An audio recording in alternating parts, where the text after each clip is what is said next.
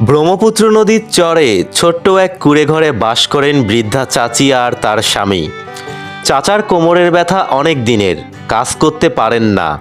ছেলেরা বড় হয়ে যার যার সংসার নিয়ে ব্যস্ত, আলাদা হয়ে গিয়েছে।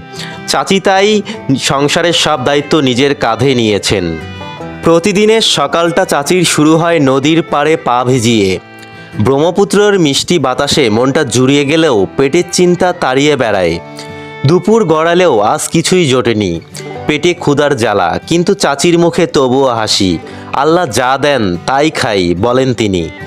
চরের এক কোণে পরিত্যক্ত জমি থেকে একটু শাক তুলে আনেন চাচি। চাচি পুরনো দিনের কথা ভাবেন। একসময় চাচা ছিলেন সবচেয়ে শক্তিশালী মাঝি। ভাটির টানে নৌকা টেনে নিয়ে যেতেন দিনের পর দিন। তখন সংসার ছিল ভরা, পেটও ছিল পরিপূর্ণ। জীবন যত কঠিনই হোক, তারা একে অপরের